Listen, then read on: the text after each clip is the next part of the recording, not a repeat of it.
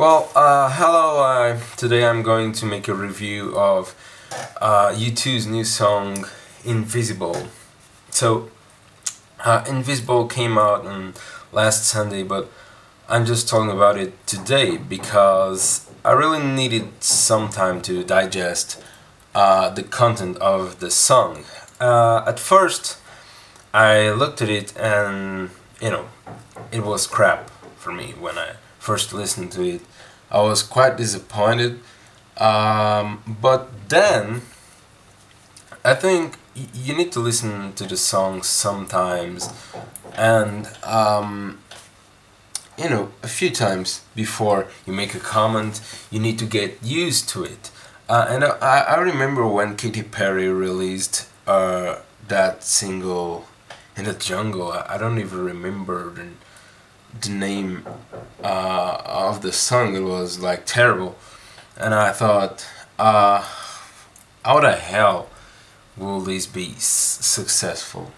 And I remember now Roar, and in a minute, like the next day, everyone was watching that song on YouTube, and I was kind of, I don't like the song right now.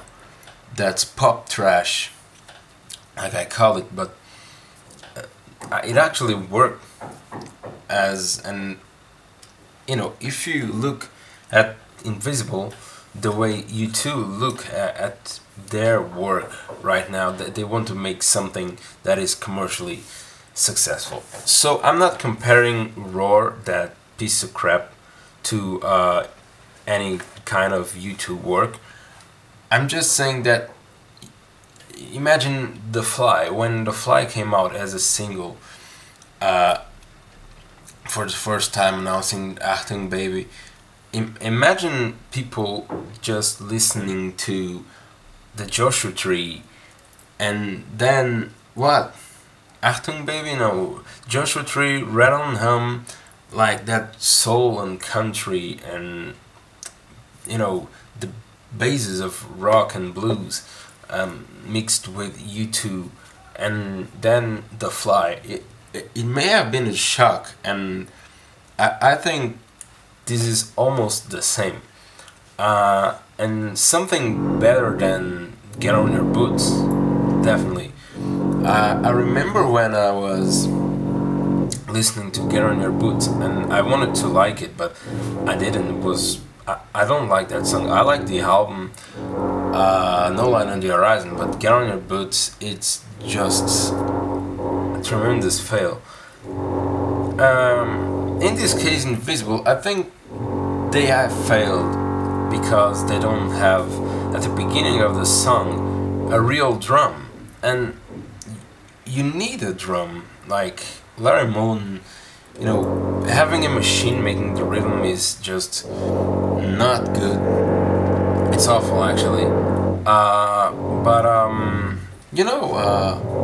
I think after that first part, that is very electronic, I think the song works, and the lyrics are good. I thought, okay, the lyrics are fine. They have a lot to do with Red and all the stuff you two are involved in with disease in Africa. And I don't like that last part when they start singing like, there is no them, there's only us. I don't like that part. I think that should be a continuation of the solo breach part, and they should have used that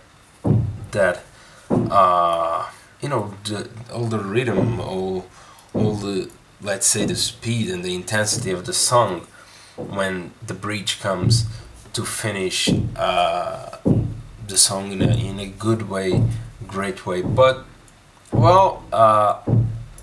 you can't ask for everything to be true, and I think right now, going deeper in the analysis, we needed more guitar, and I don't say more guitar as we need an edge to do something else. We need just more volume.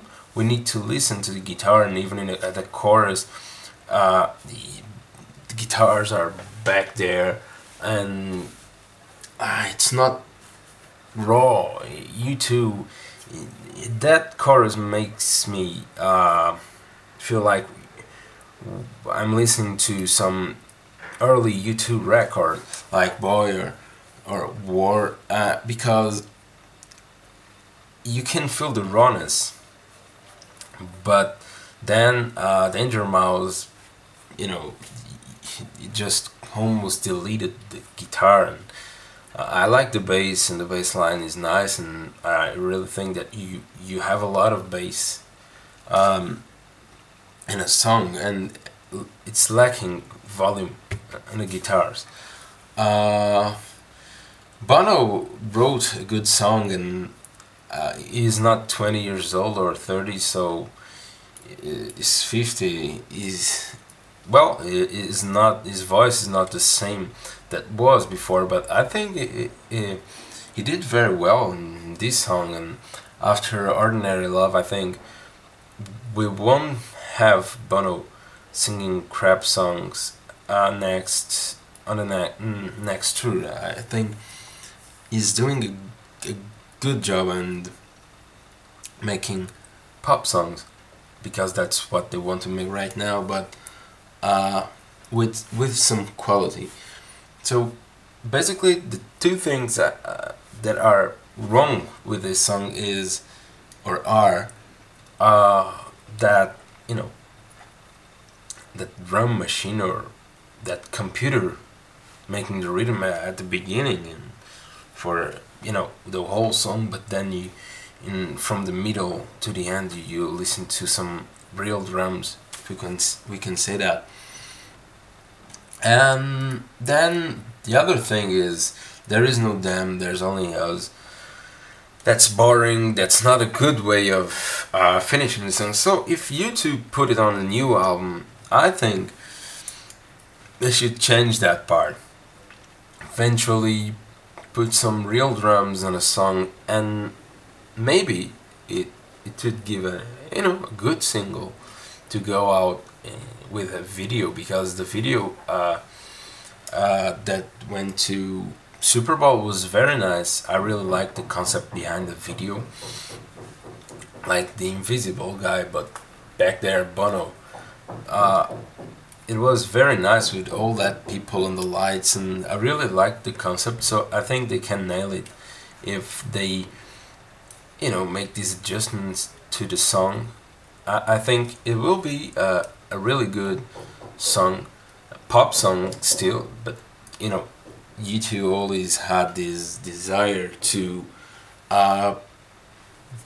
get on the pop album again and work on that material, and they may not be working with that material, but they are trying to get on that way again. And well, I think they are making it a bit, you know, it is being more successful than before.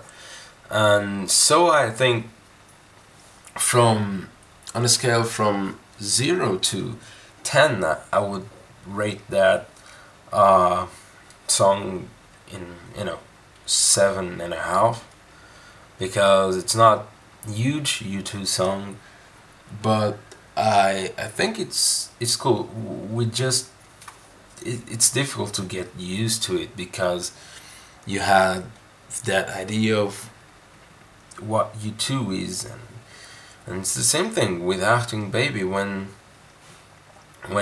you're listening to Where the Streets Have No Name, or I Still Haven't Found What I'm Looking For, and then you go to Desire and Rattle and Hum, and you know, from that to Achtung Baby, it's a big distance, you know.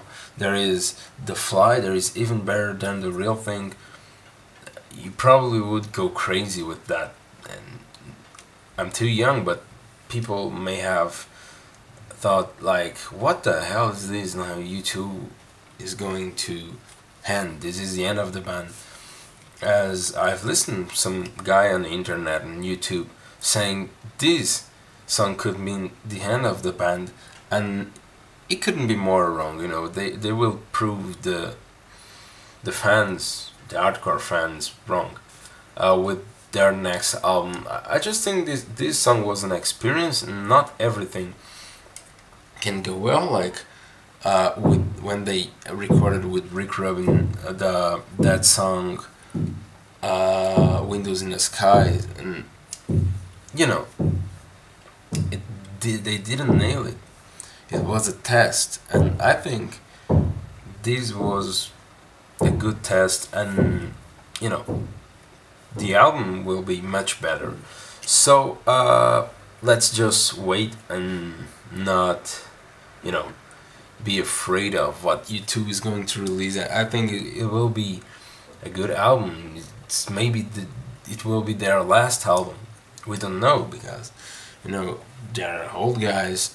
So I really believe this will be their fourth great album after, you know, we can say Joshua Tree, Acting Baby. All That You Can Leave Behind was a big comeback, and maybe this is something that, you know, is new to U2, but I think they will make it. So thanks for watching, and write your comments down here and tell me what you think about the song. Bye.